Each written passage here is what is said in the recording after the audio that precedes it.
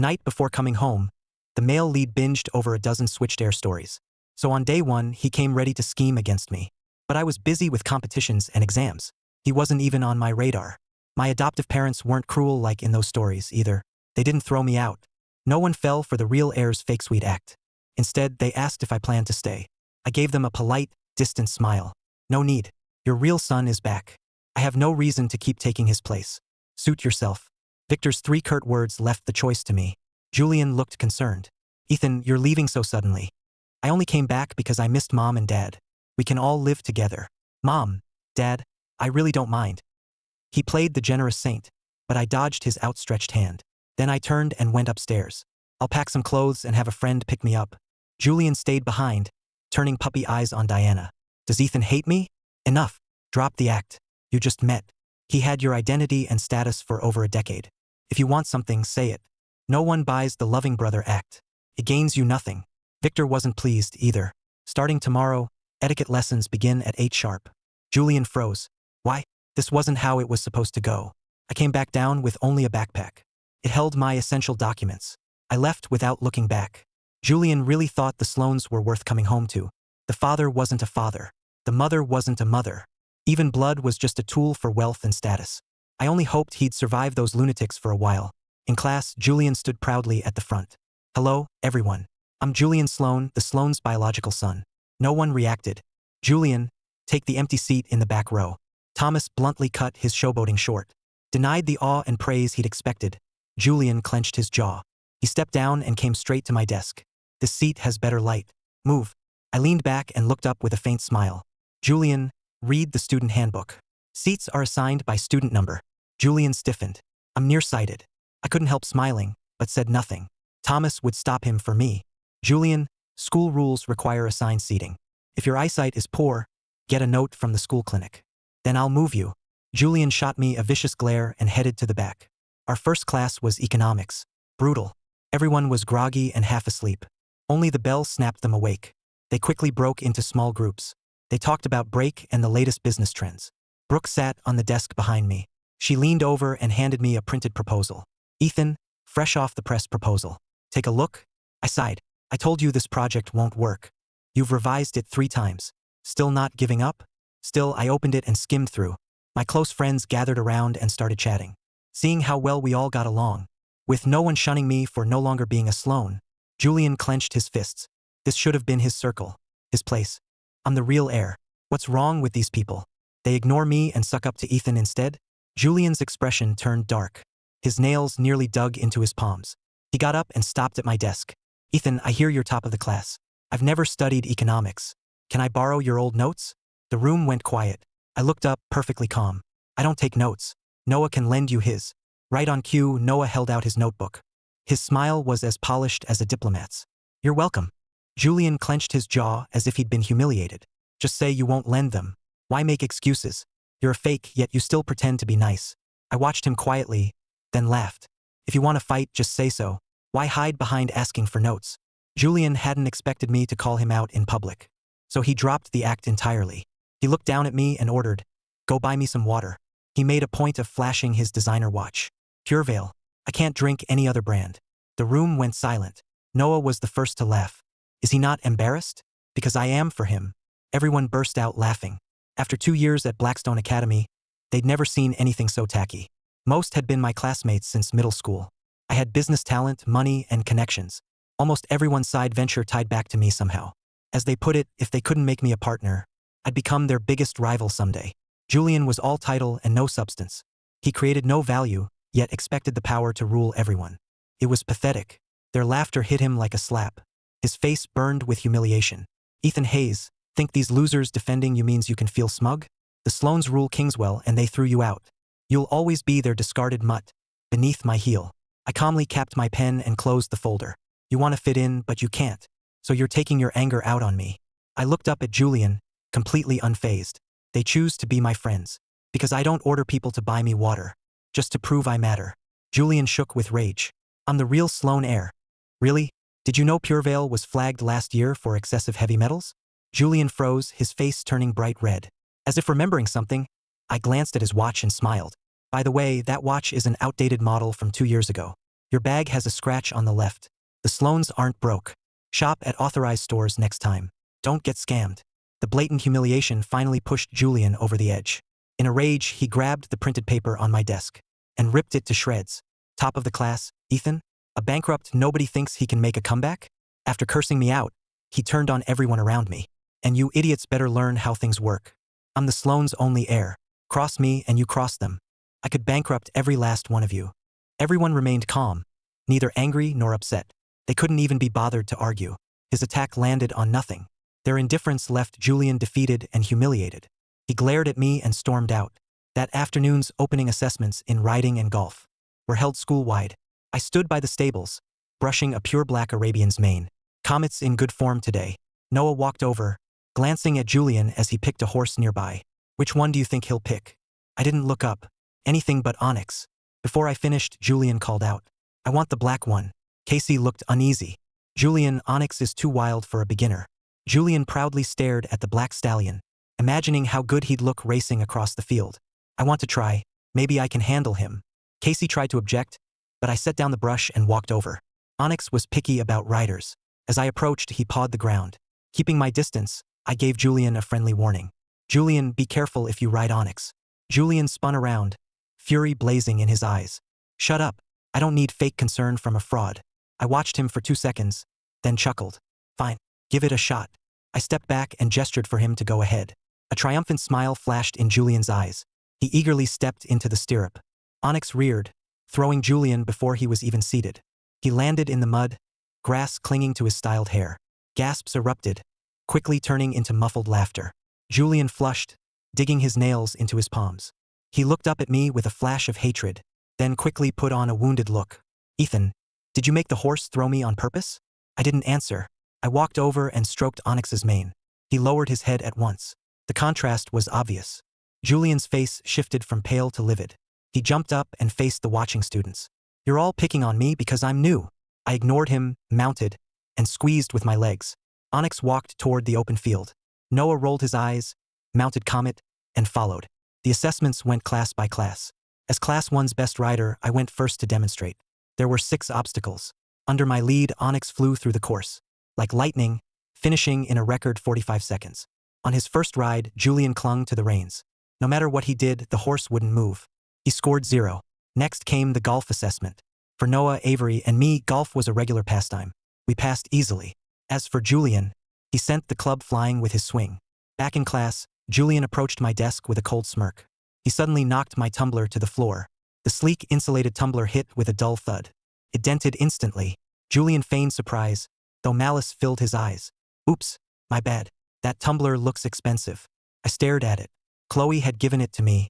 It regulated its own temperature, so cold water wouldn't upset me in winter. I slowly looked up, my gaze ice cold.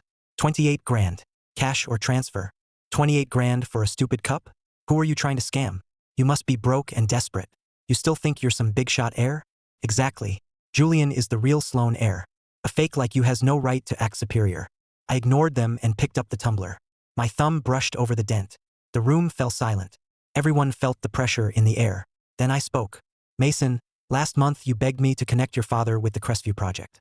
If I recall, the contract isn't signed yet. My stare rattled Mason, but he quickly steadied himself. You're just a fake.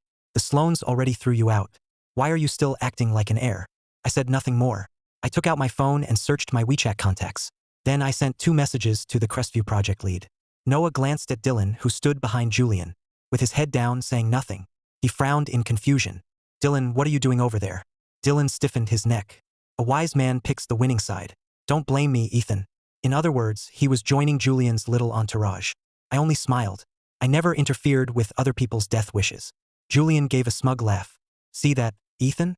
They'd rather obey my every command than say one word for you. That's what status looks like. You're broke and powerless. What do you have to brag about? Just then, an angry voice came from the door. Who's running their mouth? The air froze as everyone turned toward the voice.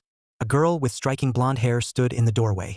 Her knife-sharp gaze swept over Mason and Dylan. She looked at them like they were filth.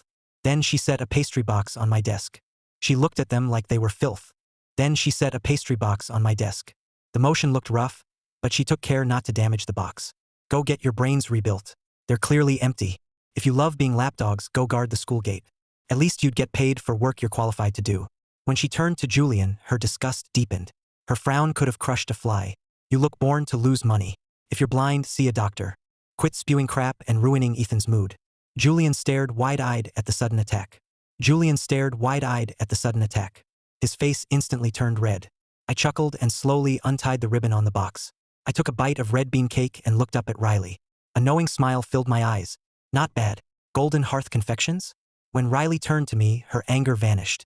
She instantly put on a look that begged for praise. Of course. I brought it over 1,000 miles for you. That's loyalty. I nodded in approval and shared the box with my friends. A Bellhaven specialty. Riley brought all this way. Riley shot the others another vicious glare.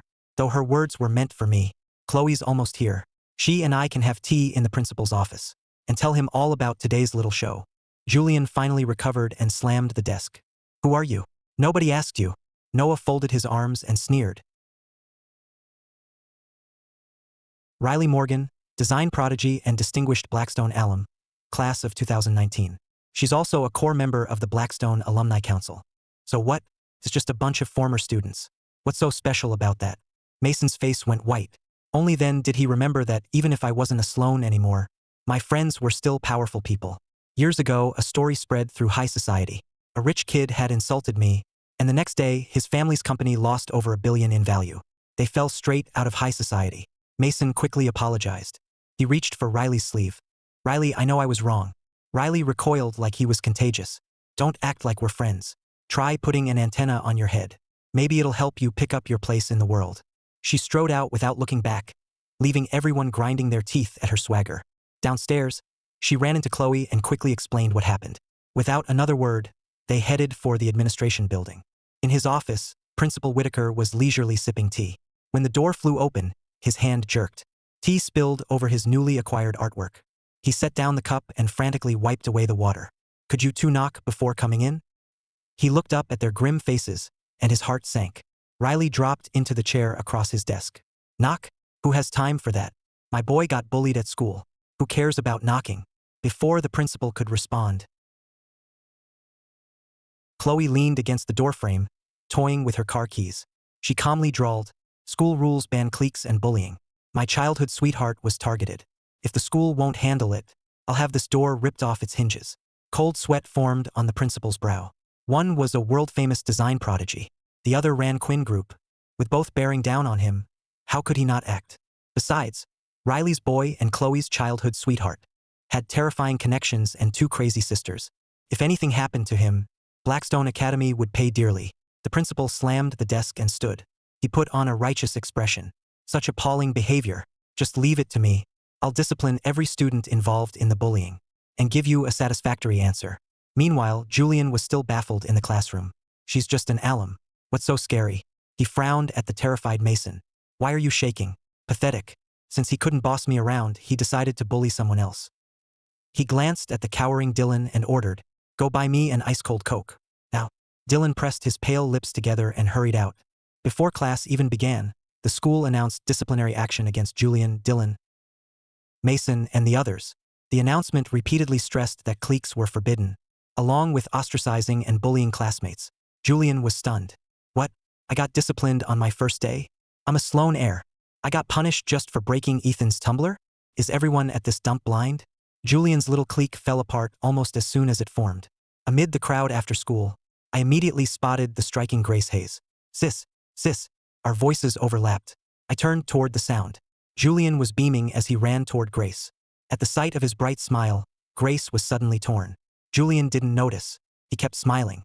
Sis, I really miss going to and from school with you. But since transferring to Blackstone, my classmates don't seem to like me. They only hang out with Ethan. His smile faded as his eyes turned red. He made it sound like I'd led everyone in shutting him out. Grace caught his meaning. Thinking of her time with me these past few days, she blurted out a defense. Ethan isn't like that. Hearing her defend me, I smiled and walked over. I didn't know the Sloan heir went around claiming other girls as his sister. Or do you just enjoy stealing other people's sisters? The moment Grace saw me, her gloom vanished and she smiled. Without another glance at Julian, she got on her bike. Ethan, let's go home. My eyes flickered, and a soft smile slowly formed. I climbed onto the back of the bike. Yeah, let's go home. Watching us leave, Julian's eyes burned with jealousy. He clenched his fists, his breathing growing ragged. Only after we disappeared did he turn away bitterly. He got into the chauffeured luxury car he'd always dreamed of. Who cares about Grace or the Hayes family? They're all broke. I'm the Sloan heir. I'm the one at the top. I won. I wrapped my arms around Grace's waist and settled in behind her. Then I quietly told her what happened at school. Grace was silent for a long time. Julian has changed so much. Do you know why our family went bankrupt? I murmured yes. Of course I knew how absurd the real reason was. Julian always blamed our bankruptcy on Owen being reckless. He said Owen was always running off. After we went broke, Owen was under a lot of pressure. Julian kept tearing into him. Owen never fought back. He just took it. Grace sighed, growing somber as she reached the worst part. Later, Julian's temper kept getting worse. One time, he even hit Owen. I tried to protect Owen and Julian shoved me. One time, he even hit Owen. I tried to protect Owen and Julian shoved me. I hit my head on the wardrobe and got a concussion. Final exams were close. I got out in time to take them, but I did much worse than usual. Mom and Dad talked to my teacher about having me repeat senior year. I'd never planned to ask Grace about it. Probably because I'd never cared before. After hearing her out, I pressed my lips together and asked, "Don't you hate Julian?" I never blamed him. Family shouldn't hold grudges. None of us thought he'd cut us off so completely. I watched her back and felt her sadness. Betrayal from someone you love hurts the most. Julian doesn't look like a biological Sloan, but his personality definitely fits the family. Not one Sloan is normal. The three-story European-style Sloan Manor stood halfway up the hill. Julian stood before its wrought iron gates. He gazed at the mansion, a symbol of wealth and status. The resentment inside him slowly faded. With a smug smile, he walked inside. The moment he entered, he arrogantly ordered Margaret around. "Why are you standing there? Go make tea." "Yes, sir." Margaret hurried quietly toward the kitchen. Ever since the real heir returned, whenever Mr. and Mrs. Sloan were out, every servant in Sloan Manor walked on eggshells. Julian was picky and short-tempered. At the slightest frustration, he'd at least start smashing things. Everyone walked on eggshells. Julian was picky and short-tempered. At the slightest frustration, he'd smash things or scream in their faces. Margaret sighed as she made the tea. Ethan was picky too. If the tea was bad, he'd ask us to replace it. If he disliked a dish, he'd have it remade. But he never insulted us. But the real heir smashes cups and plates. He looks at us like we're bugs. Like we're not paid staff but slaves he can abuse. Julian's angry voice rang from the living room. "Is it still not ready?" Margaret's hand shook, nearly knocking over the cup. She quickly finished and carried the tea out. Julian lounged on the leather couch. His fingers tapped the armrest impatiently. He took the cup from Margaret and had a small sip. The next second, he hurled it at her feet. "What is this garbage? It tastes awful." Margaret instinctively stepped back. But the scalding tea still splashed her hand. Her skin instantly turned red. She gasped in pain but didn't dare cry out. "I'm sorry, sir. I'll make another pot." She crouched down, trembling as she picked up the shards. A deep male voice suddenly came from the stairs. "What's all this noise?" Julian stiffened. He looked up and went pale. Victor stood there in a sharp suit, descending the spiral staircase with a dark expression. He walked up to Julian and slapped him. "Look at you. You don't act like a proper heir at all. You caused trouble and got disciplined on your first day. You've disgraced the entire Sloan family." Julian held his cheek, his eyes turning red. "Dad, they started it." Before he could finish, Victor backhanded him. The blow landed hard on his other cheek. "Don't talk back. We let you stay, not humiliate us." Julian stumbled. He opened his mouth but didn't dare argue. He'd already seen how cold and heartless this family was. To Victor, the Sloan name and reputation mattered more than anything. Julian was only a puppet. He had to behave and follow orders. If he wanted a peaceful life, Walter enforced the family discipline. Teach him some manners. Walter nodded respectfully. "Yes, sir."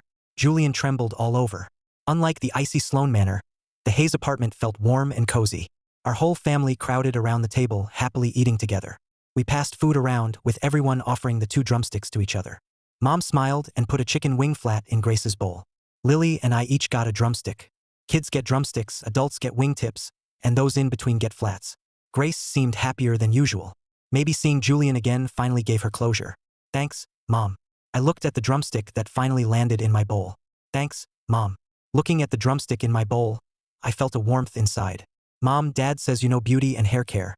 Have you ever thought about opening a shop?" Mom quickly waved the idea away. "No, I only know the basics. Couldn't run a shop. Starting is always the hardest part. You can build it slowly. Start simple. Sell herbal beauty teas and things like that." I already have a location near the school. Customers won't be a problem. But the rent and utilities, don't worry about that. I'll handle it. I've been looking for a new investment anyway. I'd rather invest in you. I'll take 60% and you get 40%. I think it's a great idea, Mom. Ethan believes in you enough to invest. He trusts your skills. Don't you trust yourself? Mom took a deep breath. Okay, I'll do it. I can make it work. Good. I'll give you the address and keys. Go take a look when you can. I'll have someone handle the business license. It should take about a week. I moved fast and called in a favor. The license would be ready in days. I don't waste time. That night, I showered, locked my bedroom door, and lay down. I checked our lively class chat and scrolled through the messages. They were mostly complaining about Julian. I messaged Riley privately. When are you leaving? Let's grab dinner. She replied almost instantly. Great, you're awake. I seriously think something's wrong with Julian's brain. Guess what he just called to tell me? He called me low class. The guy's barely human himself. Then he tried using the Sloanes to scare me. Does he think they're royalty? Diana and Victor must be crazy too. They threw you out for that idiot. They love weighing the pros and cons. How'd they botch this one? The funniest part? Right after Julian's crazy call, I got an invitation to the Sloanes' homecoming banquet. Should I go put him in his place? I chuckled at the last line and replied with one word. Childish. Of course, Riley wasn't the only childish one. The next morning, we met Avery at the school gate and discussed the invitation. Noah put an arm around me, looking perfectly righteous. But his face showed pure delight at Julian's misery. Of course, we're going to the Sloane banquet. It's too good a show to miss. I'll livestream the whole thing for Ethan. Avery knew her childhood friend's personality well. You're not planning to crash it, are you? Those are the Sloanes. If you offend them, your parents will skin you alive. I won't need to do anything. Once the two Sloane sisters hear about the banquet and learn Ethan left, they'll definitely come back and wreck it. Avery raised a brow and gave me a pitying look. You're doomed, Ethan. I glanced at her. Could you wish me some luck for once? Back in the classroom, Noah pulled a blue award certificate from his backpack and placed it on my desk. Ethan, it's just like you asked. See if it works. If not, I'll have it redone and delivered by noon. I opened it. The wording was proper, and the printing looked polished. Aside from the missing school seal, it looked completely real. Looks good. Thanks. Avery leaned over curiously. What's this for? I put it in my bag. To fool my sister. Remembering my question from yesterday, Noah figured it out. You'll tell Lily you entered her calligraphy in a contest and won. Then you'll give her your own money as prize money. Yep. I admitted it readily, and Avery's mouth twitched. So you won't tell the Hayes family what the real award is. I won't hide that. I'm only lying about there being cash. Once I pay her, it stops looking like I used my sister for publicity, and starts looking like I refused to let her talent go unnoticed. Like I wanted more people to see how gifted she is. I may get the certificate, but she gets the money. That proves I never meant to steal her credit. I explained it as calmly as if telling a story. I saw absolutely nothing wrong with it. Even Noah fell silent. After school, I waited by the gate for a while. Then Grace came racing over on her bike. Sorry, Ethan. I'm late. She was out of breath. She immediately reached for my backpack. I held on to the strap and didn't let go. I studied the regret on her face. Grace. She looked up. Her eyes flickered when they met my probing gaze. I waited until the guilt left her eyes and her smile returned. Then I smiled, looked away, and climbed onto the back. I held my bag with one arm and wrapped the other around her waist. I'm ready. Let's go. Maybe because I'd spent every day battling my two Sloane sisters, having a kind biological sister like Grace made me want to be closer to her. Dad didn't finish driving until 7. Mom had spent all day sourcing supplies for her new shop. Neither had time to cook, so they took us out for a big dinner. Mom gently asked, Ethan, do you like hot pot? I shook my head. I haven't had it much. The only time was at Noah's birthday 2 years ago. We ate at a hot pot place he'd opened. The food was good, but the prices weren't exactly affordable. And rich people rarely go out for hot pot. So it closed after 1 month. I hadn't had hot pot since. Grace suggested, then let's get hot pot. The beef hot pot place on the corner is good, and the ingredients are fresh. With that settled, we got ready and left together. We walked to the restaurant. We took a large table and Dad handed me the menu. He told me to order anything I wanted. I passed it to Grace. You handle the ordering. I'm just here to eat. Everyone laughed, and Grace began ordering. I rummaged through my backpack and pulled out the certificate and a thick envelope. I handed them to Lily and began my little scam. Lily, that calligraphy piece you gave me the other day. I entered it in a school contest. It won first place. Lily opened the certificate, amazed by its fancy design. Wow, what a pretty certificate. Yeah, but I entered under my name, so my name is on it. The prize money is yours. Keep it safe. Dad grew interested. First place? That's amazing. Let me see. He took the certificate from Lily while Mom took the envelope. Dad studied the certificate. Blackstone certificates really are different. The quality is incredible. I rested my chin on my hand without a trace of guilt. Mom suddenly exclaimed, "This much?"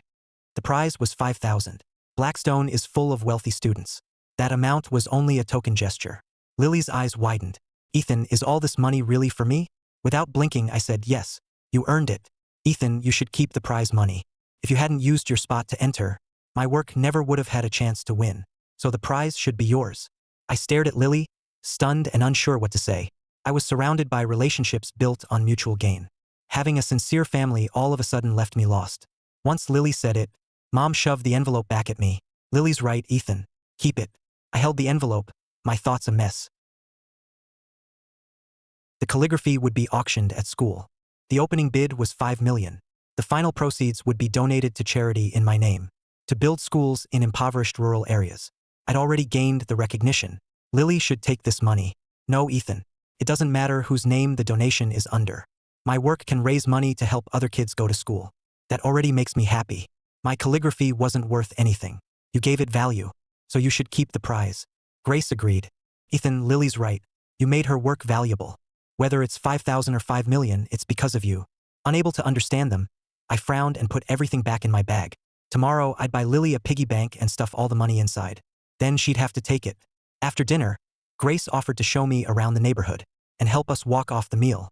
Mom and Dad took Lily home to shower. At 8 or 9, the streets were still brightly lit. Shop workers called out promotions from both sides. Grace suddenly turned to me. Her eyes were warm. Ethan, we're family. You don't have to keep score on everything. That certificate wasn't from your school, was it? My heart skipped. You can read Hindi? No, but I know Blackstone never gives cash prizes. I pressed my lips together, unable to argue. I won't interfere with your choices. But you need to know, we're not kind to you because we want something back. Simply because you're family. And we hope one day, you'll truly accept us as your family. After a quiet pause, I said yes. We passed a gift shop, and I bought a piggy bank that could only take money in. Grace guessed what I was planning, but she didn't stop me. After buying it, we sat in the corner of a boba shop and folded the 5,000 into the piggy bank, bill by bill. As I folded the bills, I casually asked, Grace, what do you want to major in? Law, maybe. Grace answered quickly, though she sounded unsure. I stopped and gave her a long, thoughtful look. Law has a future. No matter how advanced technology gets, people will always need lawyers and the pay is good. But I don't think it suits you. Grace chuckled. Then maybe I'll major in education and become a teacher. I think your students would bully you.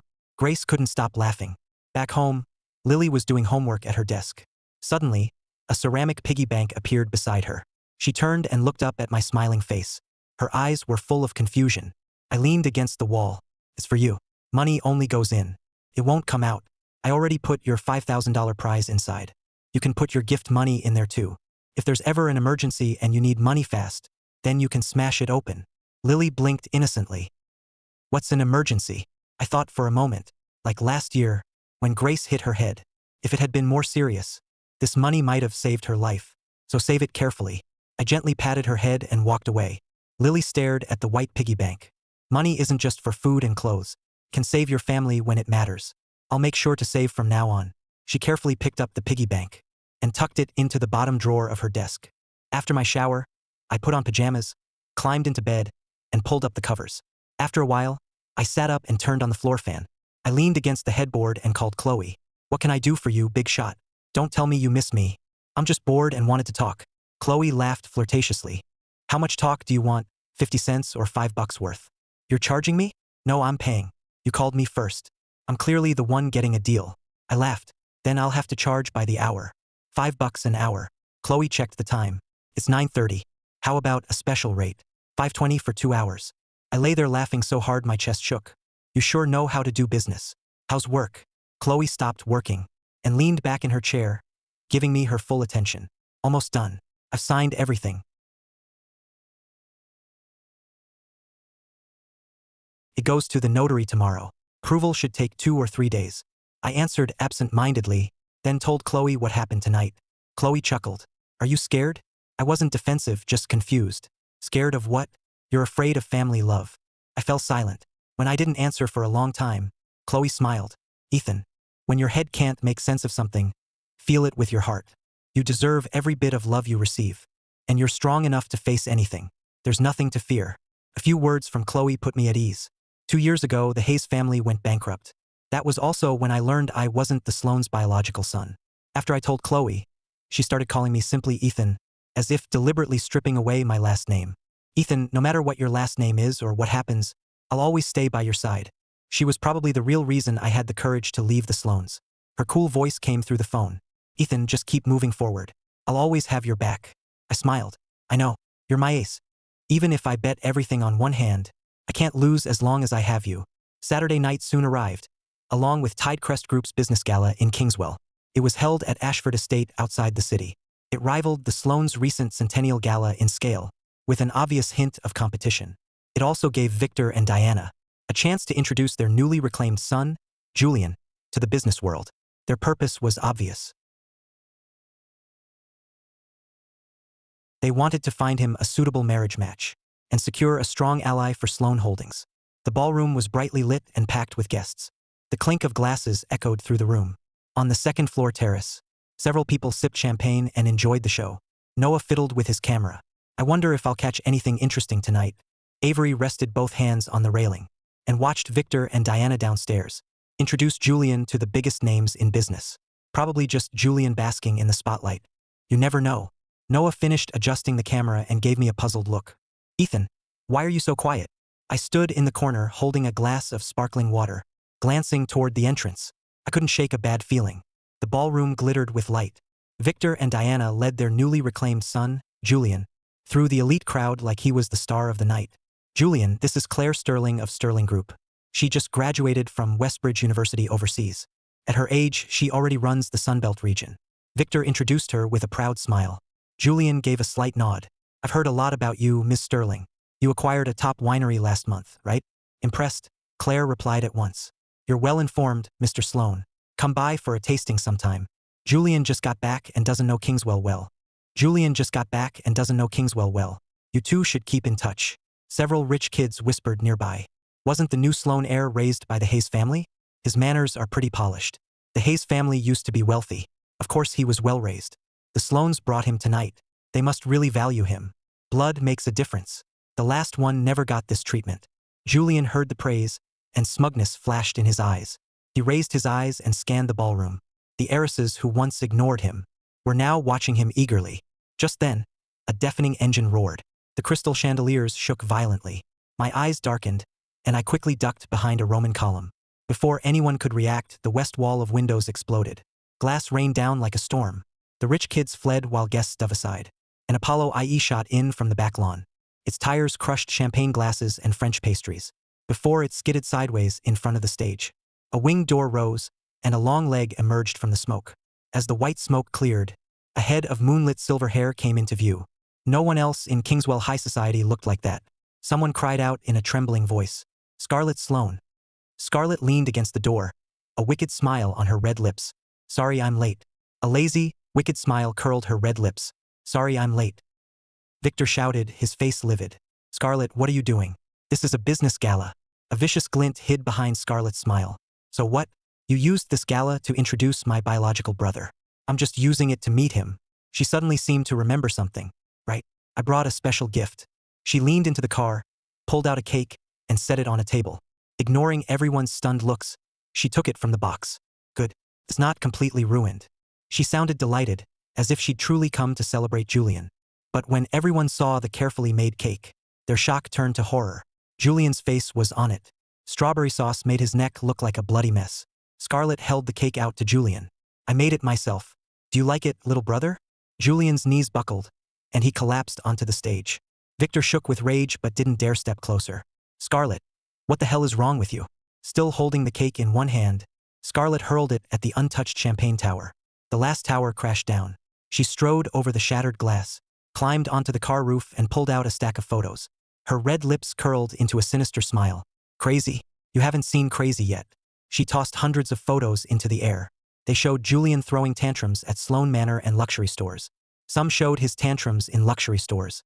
Several floated onto the second-floor terrace. They landed at my feet. I looked down, my expression grim. It was all security footage. If Madeline had nothing to do with this, I wouldn't believe it. Scarlett jumped straight down from the roof. So my little brother likes being served by people on their knees. Julian went pale, his voice trembling. Scarlett, you can't fake photos and frame me just because you miss Ethan. You don't deserve to say his name. You're not worth one strand of Ethan's hair. Her voice was as soft as a lover's whisper, but her grip nearly crushed Julian's jaw. Tears streamed from Julian's eyes as he stared at her in terror. Before anyone could react, she ripped off his watch. What are you doing? Julian shouted and lunged for it. Scarlett pulled out a tiny camera and crushed it in front of everyone. Ethan outgrew tricks like this years ago. Victor's expression grew even darker. He slapped Julian across the face. Explain yourself. What is this? Julian clutched his burning cheek. Dad, that isn't mine. Victor slapped him again, his hand trembling. You're still lying? Scarlett leaned against the car with a faint smile. Mr. Sloan, I think you owe me an explanation. Evelyn Shaw, chairwoman of Tidecrest Group, stepped forward sternly. It was the perfect chance to knock Victor down a peg. Evelyn Shaw, chairwoman of Tidecrest Group, stepped forward sternly. It was the perfect chance to knock Victor down a peg. Seeing the host demand answers, Scarlett stretched in satisfaction. Looks like Dad's too busy for me. Guess I'll be going. As she opened the door, she caught a moving shadow upstairs. She looked up, loose strands falling across her face. The empty terrace reflected in her molten amber eyes. Her lips suddenly curled as she silently mouthed, "Found you." She got in, started the engine, and whipped the car around. It smashed through the carved wooden doors and sped off. Wreak havoc and walk away. Classic Scarlett. Only when the engine faded did I step out from behind the column. Noah stopped recording and rushed over. He transferred the video to his phone. That was the best show all year. I've got my next bombshell. No one crashes a party like Scarlett. That's why they kept her away from the last Sloan Gala. No party survives her intact. Noah nudged me with his elbow. She did all that for you, didn't she? I tried to smile but couldn't. I bent down and picked up a photo. I studied the precise timestamp. Madeline's back too. Noah raised a brow and scanned downstairs. Then why didn't she come? If Madeline had come, you wouldn't have gotten tonight's show. Thanks to Scarlett's smash and grab entrance. The gala ended early at 9:30. Noah put an arm around my shoulders. Ethan, let's grab a late-night bite. You in? The gala ended early at 9:30. Noah put an arm around my shoulders. Ethan, let's grab a late-night bite. Can't. I'm tired. I'm going home to sleep. Noah looked annoyed. How are you tired? You didn't drive or wreck the place. His little pout made me laugh. I glanced at Avery. My family's waiting. Take Avery with you. Noah turned and threw an arm around Avery. Fine, fine. You're a busy man. We'll go drinking. Have the driver take you home. I smiled and waved. Once they were gone, the easy smile slowly faded from my face. Unlike the icy gala, the Hayes apartment felt warm. Everyone was still happily chatting after dinner. When I got home, the family was excitedly discussing Grace's possible part-time job. When she saw me, Grace smiled and filled me in. Ethan's home. My classmate's sister works at a production company. Short dramas based on novels are really popular now. She says I have the right look. If I want a part-time job, she can recommend me for one of their short dramas. It sounds kind of sketchy. That industry is full of shady operators and scams. They make you pay $1,000 for some training course, promise you work, then disappear. Grace wasn't sure it was legit either. People get scammed through friends all the time. I just wanted your opinions first. If you're okay with it, I'll audition. If they ask for some so-called training fee, I'll just walk away. I supported her. Sounds good to me. I'll just walk away. I supported her. Sounds good to me. You should try it, Grace. Maybe you'll find acting fun, or discover a hidden talent. Then you'll have another option when you apply to college. Grace nodded. Then I'll take Ethan's advice. Tomorrow's Sunday. Want to come with me? I thought about it.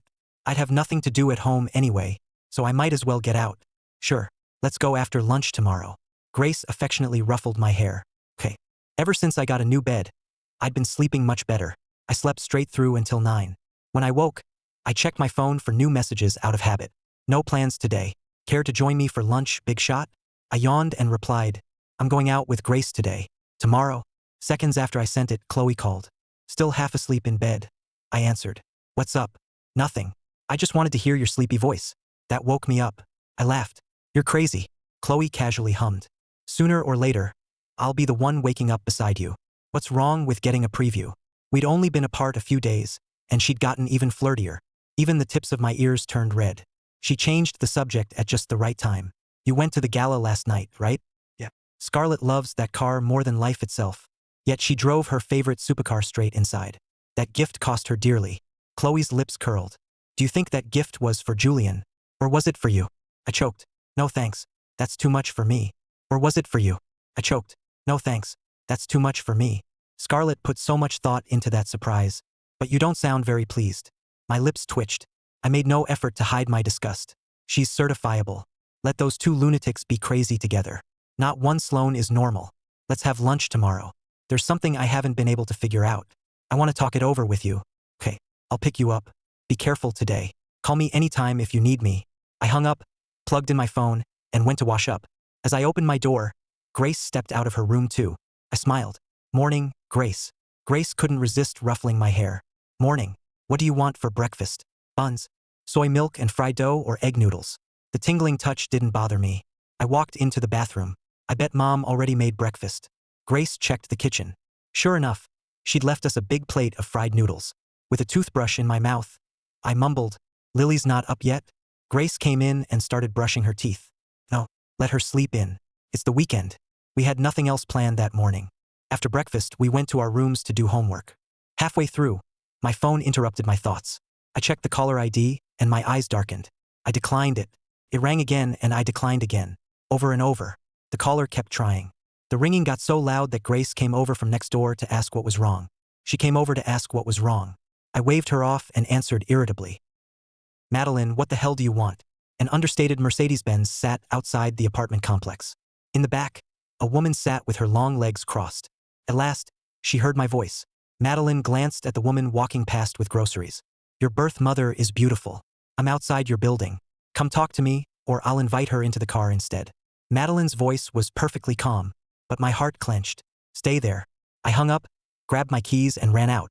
In under 2 minutes, I changed shoes and raced downstairs. I ran into Mom, so I caught my breath and slowed down. I put on my usual smile. Mom, you're back already? Is the shop all cleaned up? Mom took my hand and said excitedly, while I was cleaning. A few women stopped by to ask what kind of shop it would be. They liked how good my skin looked, so they added me on WeChat and promised to come when we open. I gave her hand an encouraging pat. Of course, you're your shop's best advertisement. Of course, you're your shop's best advertisement. Go rest upstairs, Mom. A friend came by, so I'm heading out. Mom beamed. Okay, I'll go start lunch. Come back soon. I bought your favorite shredded chicken. Then she went upstairs. From the Mercedes-Benz, Madeline watched our entire exchange. When she saw me striding over, she slowly faced forward. Drive. Jordan froze. Weren't we here for Ethan? Why leave before seeing him? Madeline's icy gaze met Jordan's in the rearview mirror. Jordan shuddered, started the car, and sped off. I reached the gate just as the Mercedes-Benz drove past me. Frowning, I pulled out my phone and called Madeline. You wanted to talk, but left when I came down? Are you messing with me? Madeline answered with perfect composure. I changed my mind. Dinner tomorrow. I'll pick you up. She hung up. I stared at my phone, speechless. Not one Sloane was normal. A pet store's glass door suddenly flew open. The bell clanged violently, and Jenna's greeting died in her throat. Welco. The woman at the door was smiling, but her eyes sent chills down Jenna's spine. Scarlett casually shook the rain from her umbrella. Her gaze swept over the large dogs in their kennels. Then she spotted a brown and white border collie in the corner. A delighted smile formed. That one. Border collies are smart, just like him. Scarlett took the border collie puppy from Jenna. My little brother will love this gift. A supercar's roar shattered the neighborhood's peace. It broke my concentration, and my brow began to twitch. A bad feeling hit me. I put down my pen and looked outside.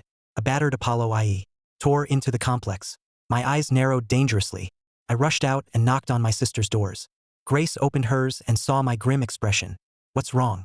Scarlett's here. I looked past Grace. At Lily, who was quietly doing homework at her desk. Lily, no matter what you hear, stay in this room. Do not come out.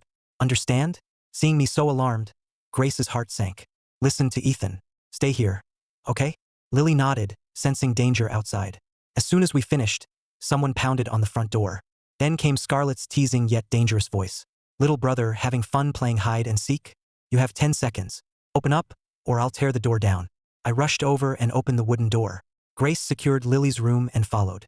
Behind the security gate, Scarlett stared at me with a wicked smile. Was hide and seek fun? I found you so easily. You haven't improved at all. I smiled as sparks flew between us. You must have plenty of free time, Miss Sloane. Isn't your new brother enough trouble? You came all this way to check on me? Scarlett's reply held no sincerity. Don't be so hostile. Your big sister cares about you. It's been over a year. I even brought you a gift. I glared at her. Either shut up or get lost. Scarlett suddenly grabbed the gate, making it rattle loudly. Running off without a word? You've gotten bold. Scarlett laughed wildly, then quickly reined herself in. She released the bars. Open up. I brought you something. I eyed her suspiciously and opened the gate. Then I saw the sweet border collie puppy sitting by her feet, head tilted. My eyes darkened as I stared straight into hers. Great choice, Miss Sloane. I hate dogs more than anything. We faced off, neither hiding our hostility. Grace remained as calm as a gentle breeze. Unfazed by the tension, she quietly said, "Don't block the doorway. The neighbors need to get through." What she meant was that I shouldn't let Scarlett scare the neighbors. Scarlett acted as if she'd only just noticed Grace. She gave her a contemptuous look. A broke little nobody like you doesn't get a say. Grace remained serene, a faint smile on her lips. Ethan is my brother, and this is my home. You're not worthy of being his sister. I fired back without mercy. If she isn't, you think you are? Scarlett wasn't angry with me. She shoved past me with the leash and strolled inside. What are you really here for? Scarlett sprawled on the couch and looked around. What else? My little brother ran away, so I came to get him. This dump is worse than a bathroom at Sloane Manor. I scoffed as if she'd told a joke. Unless your bathroom is gold-plated, you're too grand for us. Leave. Scarlett shrugged. If you won't leave with me tonight, Madeline will come next. You know she isn't as reasonable as I am. Madeline had already come by. She'd only dragged me outside for nothing. I smiled and shot back. At least she understands human speech. You're not even human. I was openly calling Scarlett an animal. Scarlett laughed without a care. Such a vicious tongue. It'd make a nice wine infusion. She glanced at the border collie beside her, hoping to get an interesting reaction from me. I looked down at the clean, soft-coated puppy wagging its tail at me. My face darkened, and a vicious glint entered my eyes.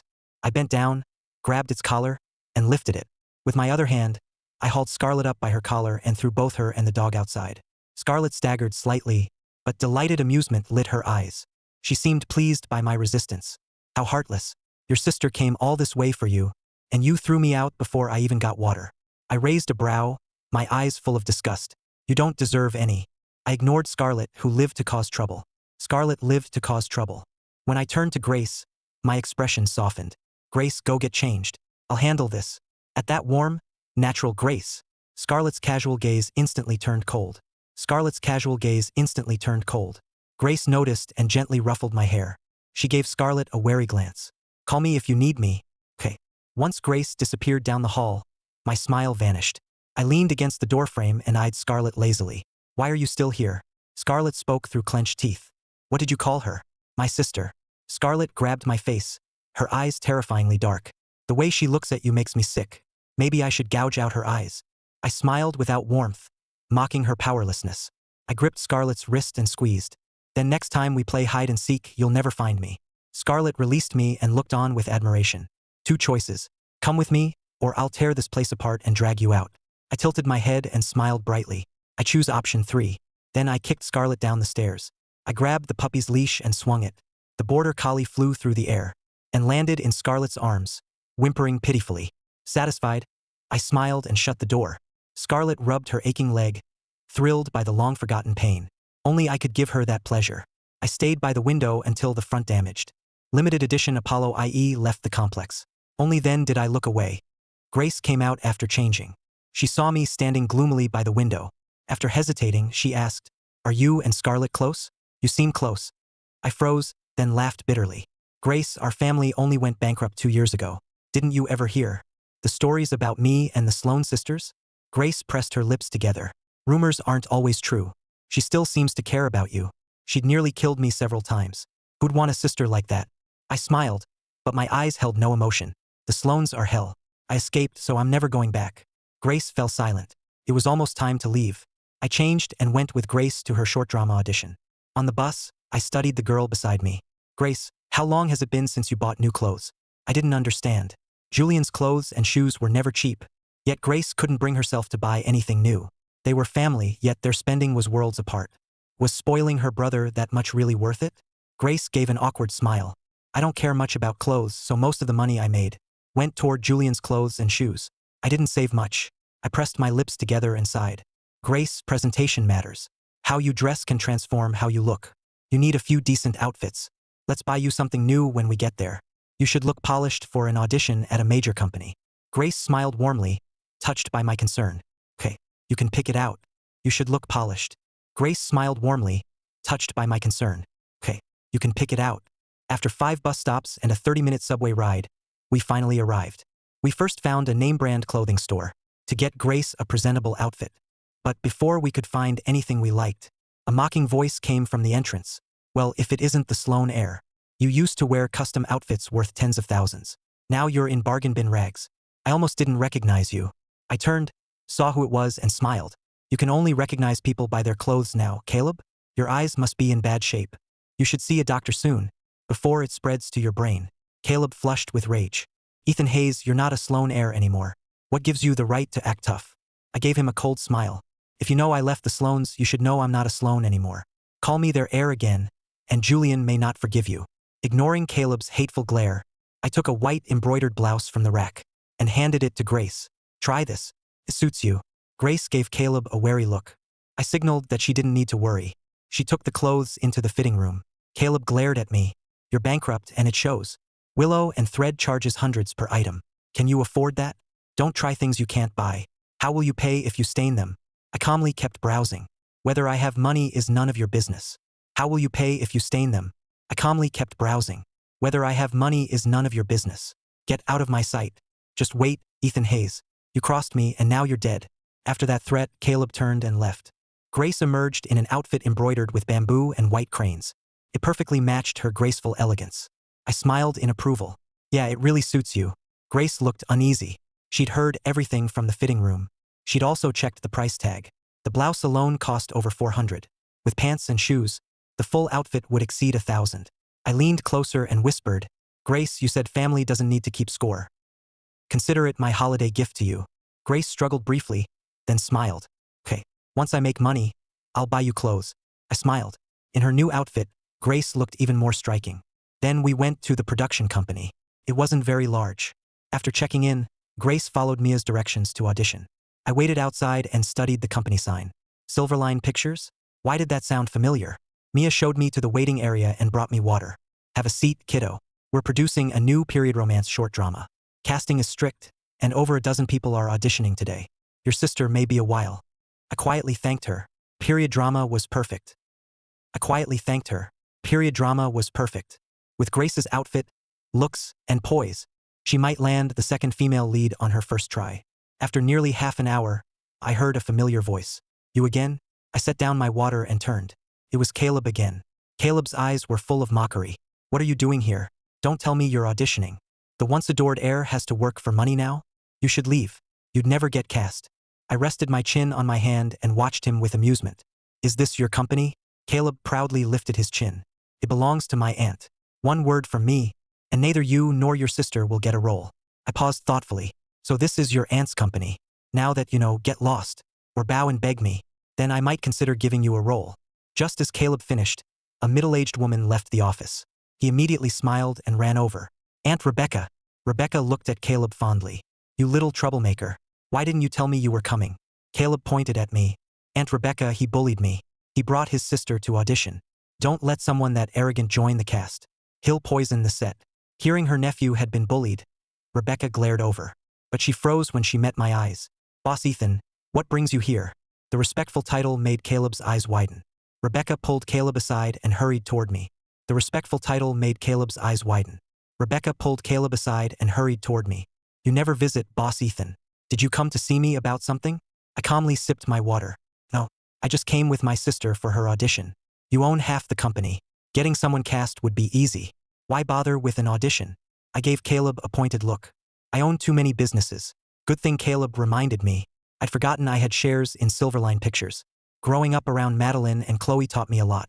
I invested most of my monthly allowance to make it grow. After so long, even I'd forgotten which companies I'd backed. I signed contracts with my full name, but hated being addressed by my last name. I'd earned everything I had myself. I refused to let the Sloans take credit.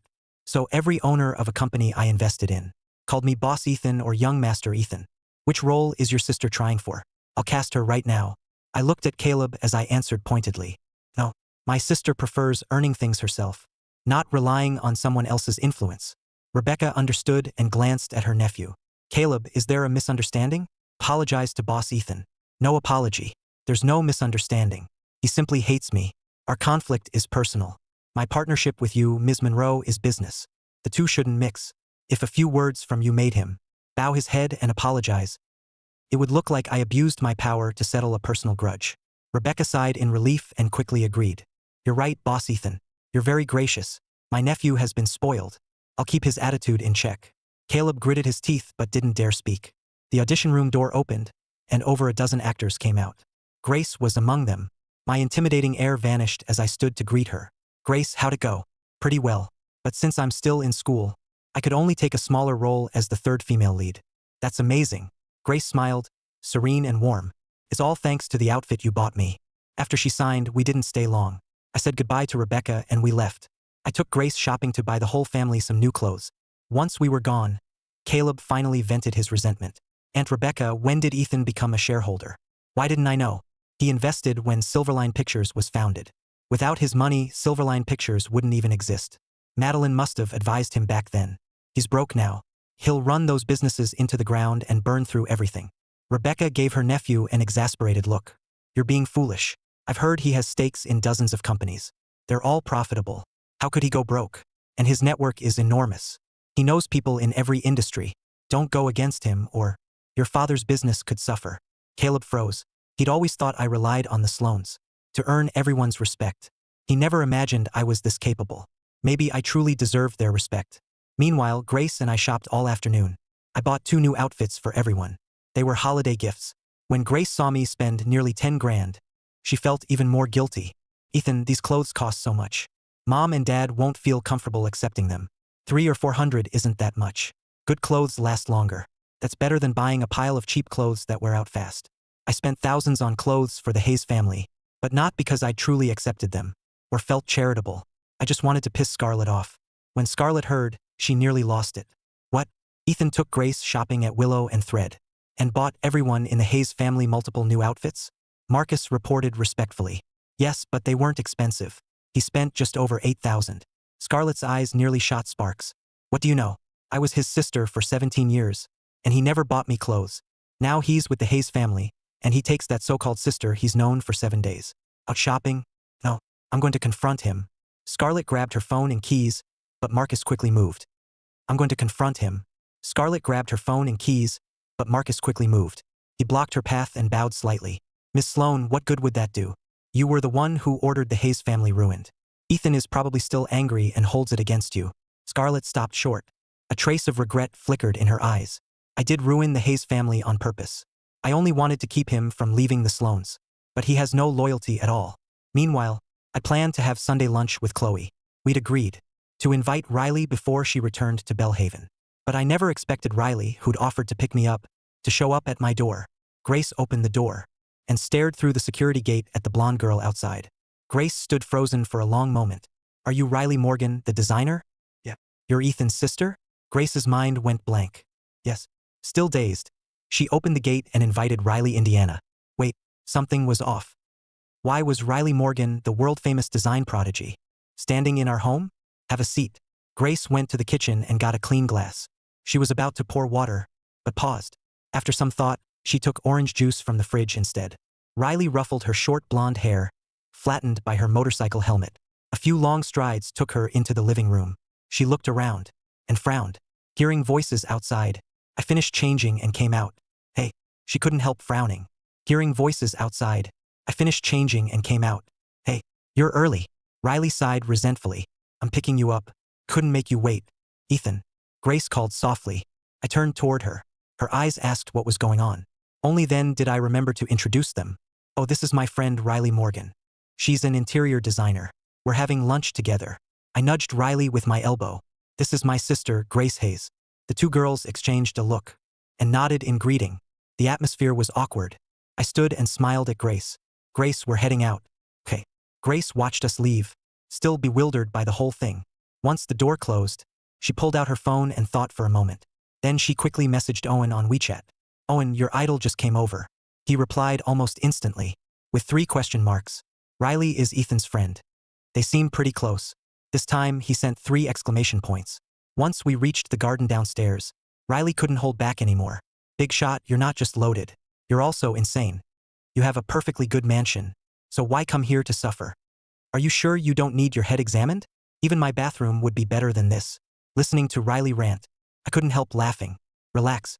I won't be here long. I never planned to stay with the Hayes family for long. After graduation, I'll use work as an excuse to move out. I'm only staying for now, because I don't have time to deal with the Sloanes' 2 rabid dogs.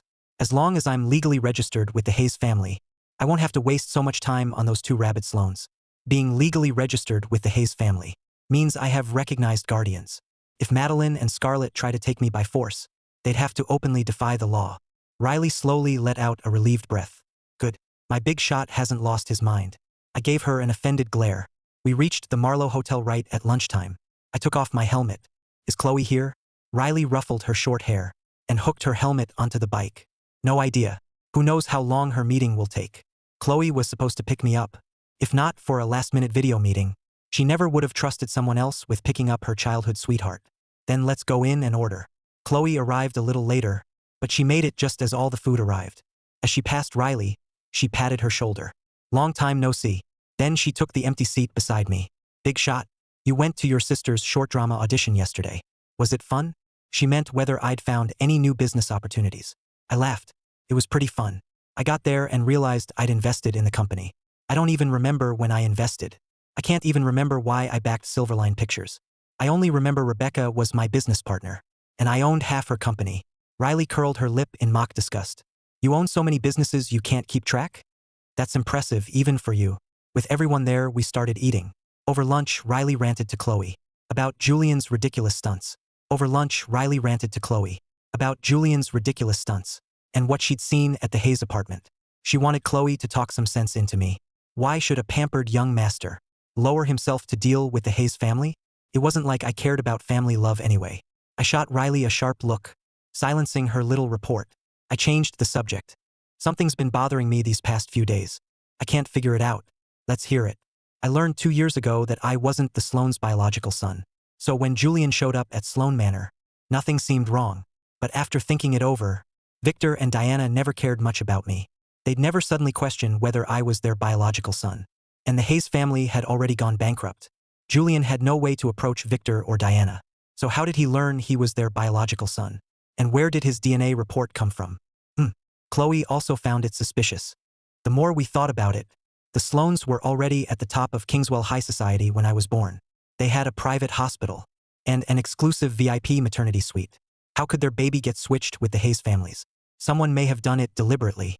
Riley recalled meeting Julian that day and nodded in agreement. Now that you mention it, Julian doesn't look much like Victor or Diana. Victor isn't stupid. If Julian showed up with a DNA report, Victor would have ordered another test. He definitely would have had it redone. If Julian really is his son, where did Julian's first report come from? If Julian isn't his son, then who tampered with the test? Victor ordered and switched the samples? I don't care whose son I am, and I care even less whether Julian is a real Sloane. But if someone is pulling the strings, then I'm being used as a pawn, and we don't know their real objective. We don't know whether they're targeting the Sloanes or the Hayes family. I don't like being played.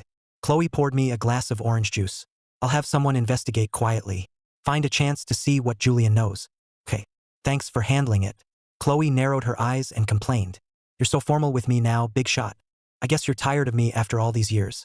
The love is gone. We're practically strangers now. I glared at her. Miss Quinn, can you dial back the drama? I can't keep up. Chloe feigned heartbreak, making me grin. See? You really have changed. You used to call me Chloe. Then you dropped the affectionate tone. Now I'm Miss Quinn.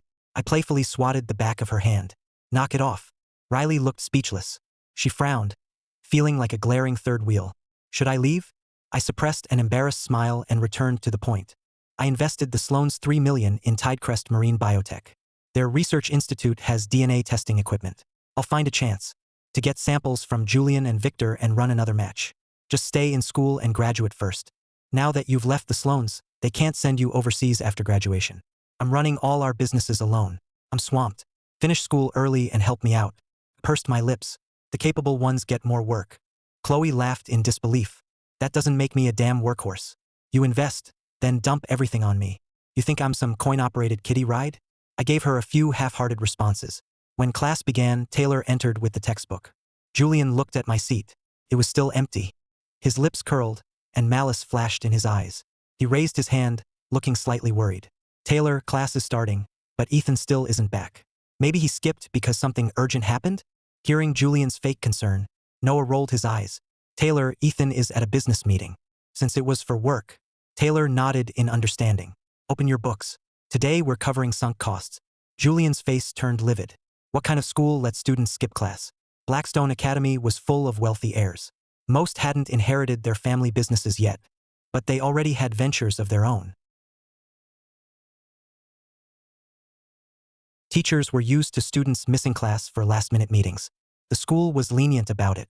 Blackstone existed to train future heirs. Its goal was to build real business skills, so it couldn't restrict hands-on business experience. Skipping was fine as long as you passed the final. As a newcomer, Julian didn't understand. He assumed Chloe's influence had gotten me special treatment. By the time I returned, it was the third class that afternoon. It was writing class. I changed in the locker room and joined my classmates at the arena. Noah hooked an arm around me. Look who finally came back. What were you doing with Chloe all day? I glanced at Julian and replied meaningfully, discussing a major life issue. We investigated the hospital where Julian and I were born and checked all the medical records. Anything involving my identity and bloodline was a major life issue. Noah misunderstood and looked shocked. You two are dating? She confessed. You finally made it official? Amused, I glanced at him and led my chestnut horse from the stable. What confession? Chloe and I are close confidants. Yeah, right. Everyone knows you've practically promised yourselves to each other. I glared at him. You and Avery are the destined couple. Go find your fiancé and quit teasing me. Destined, my ass. Your sister is more my type. Who still does childhood engagements? Avery and I are just brothers. If we really got married, seeing each other every day would make us cringe to death. I was amused and speechless. You only care about looks. Grace is gentle. If you dated her, you'd find her boring. Avery suits you. One heartless, one clueless. Perfect match. Noah protested and tickled my waist. Who are you calling heartless? My bad. My bad. I backed away from Noah's attack. Spotting Avery, I quickly called for help. Avery, come control your fiancé. Noah's ears turned red, and he stopped. Ethan Hayes, quit talking nonsense. Avery's ears reddened too. She looked down and rubbed her nose. A blood-curdling scream shattered the awkward silence. Julian clung to the reins as his horse bolted wildly. His face was pale and twisted with terror. Casey rode after him, looking for a chance to help. Casey shouted instructions, trying to help Julian regain control. Julian, loosen the reins and relax your body. But all anyone heard was Julian screaming. He couldn't relax. His palms were slick with sweat. His heart was pounding out of his chest. Noah stared, his mouth twitching in disbelief. We had 2 riding classes a week. How did Julian embarrass himself in every single one? Avery shook her head and sighed. How did he ever pass Blackstone's entrance exam? Ethan, aren't you going to help? If he gets thrown, he could dislocate an arm. I shrugged. It wasn't my problem. Casey's already helping. What's it got to do with me? The moment I said that, Casey called from afar. Ethan Hayes, get over here and help. Noah and Avery laughed at my expense. I sighed, mounted my horse, and rode after them. 5 minutes later, I'd pulled Julian onto my saddle and brought him back safely. Casey found an opening and jumped onto the runaway horse. Then Casey brought the rampaging horse under control. Julian passed out and was taken away by Jamie. I patted the horse I'd raised, praising him for a job well done. Noah walked over and patted my shoulder. That must have been hard, showing Julian mercy. Ethan has no heart. He just knows how to survive. I pretended to glare at them. Nice routine. Are you calling me heartless? Noah gave me an awkward, utterly fake smile. Of course not. You're overthinking it. Avery calmly chimed in. You placed first in last year's writing exam and showed off. Otherwise, Casey wouldn't have called on you today. That still annoyed me. I pressed my lips together. I had no choice. My competition was too strong. Without a few tricks, I might not have placed first. I might not even be at Blackstone anymore. Noah and Avery stopped joking and turned serious. There was one standout in our grade, Audrey Vale from Class 3. She was my toughest rival. Our grades were nearly identical. I only beat her by 3 or 4 points each time. Remembering Audrey's smile, Noah shuddered. Audrey's pretty and popular with our grade. But something about her always feels creepy. Avery nodded in agreement. I grew thoughtful. I'd never met Audrey. We only competed on the rankings. I'd never looked into her background either. In Kingswell High Society, I'd never heard of the Valles. But Avery knew a little. I heard she isn't from Kingswell. Her parents died young, so she lives with her aunt. Her aunt is part of Belhaven High Society. But no one knows much about her. Audrey never talks about her, and no one can get answers. It's all very secretive. All we know is Audrey comes from money. Noah looked confused. Belhaven High Society means she's from Belhaven, right? Why come all the way to Kingswell for school? Avery shrugged. Maybe her aunt sent her here for Blackstone's education. Audrey was strange, but she had nothing to do with me. I didn't even know her. She couldn't possibly be after me. I let it go. Forget it. Class is almost over. Let's ride a couple laps, then get changed. We mounted our horses and rode freely around the field for some practice. Then we changed for our next class. As luck would have it, when I left the locker room, I ran straight into Audrey Vale. Audrey smiled, but the smile never reached her eyes. Ethan Sloan, I've heard a lot about you. I smiled without hostility. My last name is Hayes, not Sloan. Are you here to change for writing class? Audrey? Or were you waiting for me? Both. There have been a lot of rumors lately. They say you left the Sloans for $3 million. But you're smart and quick-witted. You think long-term. You wouldn't trade lasting wealth for a short-term payout. My eyes narrowed slightly, then I smiled as usual. If you know they're rumors, why bring them to me? Audrey's expression didn't change, but I saw danger in her eyes. Then why did you really leave the Sloans? I answered calmly. What if I said it was to find my real family? I wouldn't believe you. Then why ask if you won't believe my answer? I stopped wasting words and walked past her. Audrey's gaze froze, and her smile vanished. Open malice filled her eyes. I returned to class and sat down. I took a sip of water and replayed our conversation. That was my first face-to-face conversation with Audrey.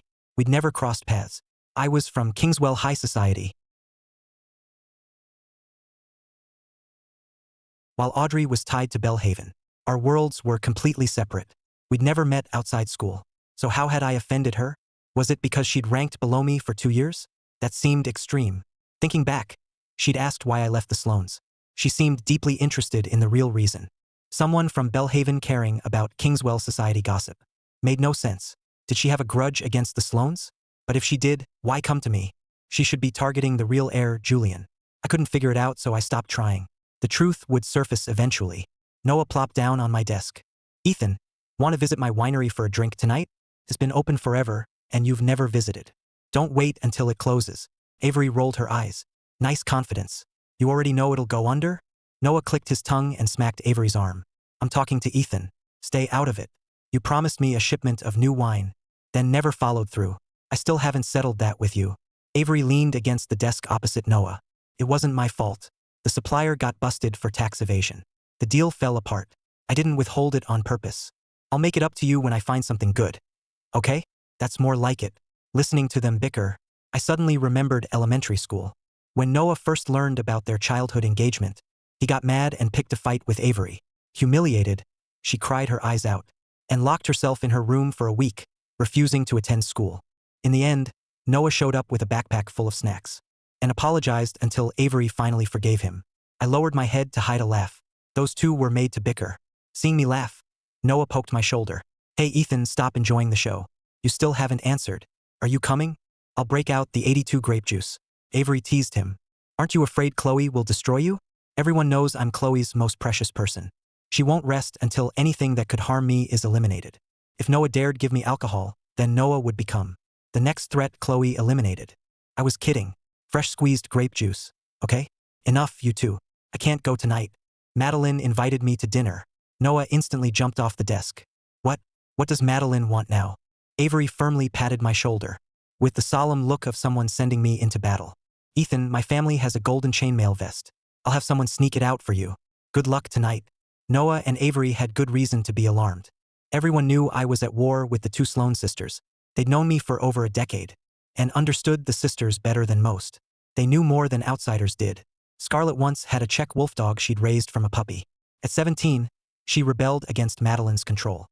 The incident threw Sloan Manor into chaos. Victor and Diana questioned them both. Scarlett denied giving the dog the order. Madeline conspired with the cook and claimed I'd asked to eat the dog. She forced them to kill it. Victor and Diana knew I couldn't have done it, but they still confined me to my room. I was grounded for a month. Afterward, Scarlett took revenge on Madeline. She snuck into the company where Madeline was training and shut off the main breaker, cutting power to the whole building. Critical data was lost, costing the company over $1 million. Without a word, Madeline grabbed a sledgehammer and went to the garage after Scarlett's favorite sports car. She smashed it to pieces. Scarlett was clearly more at fault this time. So Scarlett claimed I'd shut off the breaker for fun. Victor and Diana knew the truth again, but indulged Scarlett and locked me up again. I got another month of confinement. I was 9. That was when I realized my parents only cared about my sisters. Whenever they did something wrong, I took the blame. Because I meant nothing to my parents. Those incidents also showed me my sister's true nature. One was brutal, the other unhinged. If I wanted to survive growing up, I had to outsmart them both. Noah looked deeply worried. Seriously, if you're having dinner alone with Madeline, maybe call the police in advance. She's unpredictable. If you say something she doesn't like, she might just attack you. Avery glanced at Noah. Then why don't you go with Ethan? Didn't you promise Chloe you'd be his personal bodyguard? Noah gasped and shook his head. I can't beat Madeline either. I used to think she was gentle. Then someone badmouthed Ethan at a gala last year, and I saw Madeline cripple the guy. That's why I'm so worried. Relax, both of you. Madeline wouldn't actually hurt me. Noah pulled up a chair beside me. I wouldn't be so sure.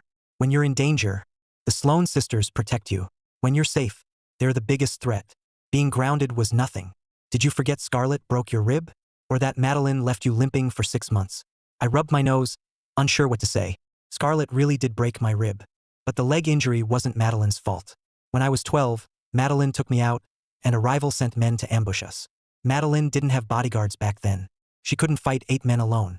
Luckily, I knew how to fight and wasn't badly hurt. I even dodged part of the blow from the bat.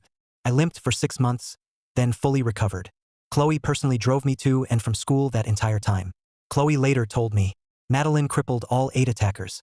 It was brutal, but that was how Madeline avenged me. The thought still scared me. That was why I never liked her much. She was unreadable, vicious, and ruthless. I smiled reassuringly. Relax. I fought them for 17 years. They won't get the better of me. Noah sighed and raked a hand through his hair. Fine. Chloe's in Kingswell too. Call if anything happens. We'll send backup immediately. Dusk fell and school let out. I packed my bag and took a deep breath. I didn't want to deal with Madeline, but I had no choice. Couldn't avoid her. When I reached the school gate, I unexpectedly saw that familiar red Mercedes-Benz. For once, Madeline got out to meet me. My lips curled. I immediately turned sarcastic. Madeline Sloan came personally? I'm honored. She'd learned that Grace picked me up every day. But Grace wasn't here today. Where's that so-called sister of yours? I hooked a finger through my bag strap and answered lightly. You invited me to dinner, so I told her to go home. Madeline's gaze chilled, turning dangerous. You're very protective of her. I met her cold eyes with an equally cold smile. I'm wary of you. Our gazes clashed, neither of us willing to back down. Noah and Avery watched from behind a tree, nervous for my sake. The fight looked ready to erupt. They might not even make it to the restaurant. They could start fighting right here. Too far away to hear, Noah whispered. What are they saying? The tension's insane. All they saw was Madeline's lips move. 2 lines in and they're ready to fight. Avery made a suggestion. To be safe, I think we should leave through the back gate. Wow, you're a terrible friend. I'm staying. If Madeline attacks, I'll rush in and help. Can you even beat her? If not, I can at least call the cops. Before they could agree on how to help, someone stepped in. Julian ran over in his school uniform. He deliberately squeezed between us and affectionately reached for Madeline's arm. Madeline, why didn't you come to my homecoming banquet? I've always envied people who had a loving sister. Madeline stepped aside, leaving Julian's hand hanging awkwardly. I rolled my eyes. I felt sorry for Grace. She'd doted on him for over a decade. And now he told someone else he'd always wanted a sister's love. As if Grace had mistreated him. Rest easy. With a sister like Madeline, you'll get all the sisterly pain you can handle. I turned to leave. Madeline seized my wrist. Did I say you could leave? Her grip made my wrist ache. I tried to break free, failed, and stopped wasting my strength. Planning to kidnap me in public. Miss Sloan? You think you can just walk away? Why not? What are you going to do? I smiled. I knew exactly how ruthless Madeline could be, but she wouldn't actually hurt me. Madeline kept it brief. Get in. I raised a brow. Your brother's waiting. I'll leave you 2 alone. Madeline leaned close and whispered, should I have Jordan pick up the Hayes family? It was an obvious threat. I clenched my jaw. Madeline, do you really think you can still threaten me? Don't make me knock you out and throw you in. Madeline had lost her patience. I gave her a taunting smile. Try it. Let's see how much trouble Scarlett gives you afterward. I wasn't the only one at war with the Sloan sisters. They hated each other too and had fought since childhood. They sabotaged each other, then made me take the blame. Later, I learned to use Scarlet to keep Madeline in check, and Madeline to rein Scarlet in. After that, I never lost again. We both looked calm, but the tension was explosive. Everyone nearby felt the crushing pressure. Julian stood there, chilled to the bone. He cautiously broke the frozen silence. Madeline, let bygones be bygones. I don't blame Ethan. You don't need to punish him for my sake. Madeline didn't even look at Julian. She dragged me toward the car. Jordan had already opened the back door. I was practically forced inside. Wait, Julian ran over and grabbed the door. Madeline. I know it hurts you that I was lost for over a decade, but you can't act recklessly. I don't need another brother. Julian felt a rush of joy. Madeline really was defending him. Then Madeline's tone shifted. Her voice was soft, but every word cut deep. Especially not trash like you. The door slammed shut, cutting off Julian's ashen face. I looked at him through the glass, then lowered the window with a bright smile. By the way, practice your riding. I won't save you next time. An ungrateful mutt isn't worth saving. As the car pulled away, Julian finally snapped and screamed. Ethan Hayes, you're just a fake. Why do you? The engine swallowed his voice. Silence filled the car. Madeline turned the amber bracelet around her wrist. Satisfied? I watched Julian shrink in the rearview mirror. You make it sound like I bullied your precious biological brother. He's not. I only have one brother. I turned and found Madeline looking at me. She quickly looked away. Even if he's a heartless little bastard. Well, I only have one sister too. Her name is Grace Hayes. Madeline pressed her red lips together before speaking. We're going to the restaurant you used to like. I stopped liking it long ago. I watched the scenery race by. I had no happy memories left. Standing behind Julian, Dylan's eyes darkened. It seemed he'd backed the wrong person. Madeline clearly didn't care about her biological brother. She didn't value Julian half as much as Ethan. Obeying Julian would never benefit him. In that case, he could seek power outside Kingswell. He'd heard Audrey Vale from Class 3 had lost both parents and lived with her aunt, a wealthy Belhaven socialite who was unmarried and childless. Audrey might inherit the entire family fortune. If he married Audrey, he'd rise to the top overnight. He could also leave Kingswell and escape his family's judgment. She was perfect. With his mind made up, Dylan smiled and ignored the devastated Julian. He turned and left through the back gate. Night fell. City lights glittered like stars across the glass walls, along with my bored reflection. You went to all this trouble to bring me here. What do you want? After years of fighting, I couldn't be bothered to dance around the point with Madeline. You dragged me out for nothing yesterday, then asked me to dinner today. This clearly wasn't a quick conversation. Madeline sipped her wine and spoke calmly. Do they treat you well? I laughed. All this just to ask something so pointless? Even at their worst, they're better than being a Sloan son. Madeline's expression didn't change as she set down her glass. She gave no reaction to my answer. Even so, she'd given me plenty of investment advice over the past 2 years, so I'd have enough assets to protect myself. But she never expected me to return to the Hayes family and live with those broke, worthless people. If I put a little effort into the businesses I already owned, I could live comfortably for the rest of my life. Yet I'd gone out of my way to help the Hayes family, wasting time and resources. Madeline got straight to the point. I'm back for good. If you won't return to the Sloans, move in with me. I set down my knife and fork and looked up at her. You think it's the house I hate? Madeline kept cutting her steak, silent as if she didn't know how to answer. To Madeline and Scarlet, my presence was the only source of fun in that cold, loveless home. Whether we argued, traded insults, or schemed against each other, at least I was a living, breathing person with real feelings. After I left, that house became a factory churning out machines. Neither she nor Scarlet wanted to go back. Even with a new brother there, it was no longer a place they wanted to call home. Deep down, Madeline knew. It wasn't just that cold house I couldn't stand, or Victor and Diana's heartlessness. It was her and Scarlet too, my two unpredictable sisters. So what do you like about the Hayes family? That apartment smaller than your old room? Or the people? Do you like having Grace as your sister? Her questions sounded calm, but I heard the anger underneath. I went on guard at once. If you dare touch the Hayes family, you'll never see me again.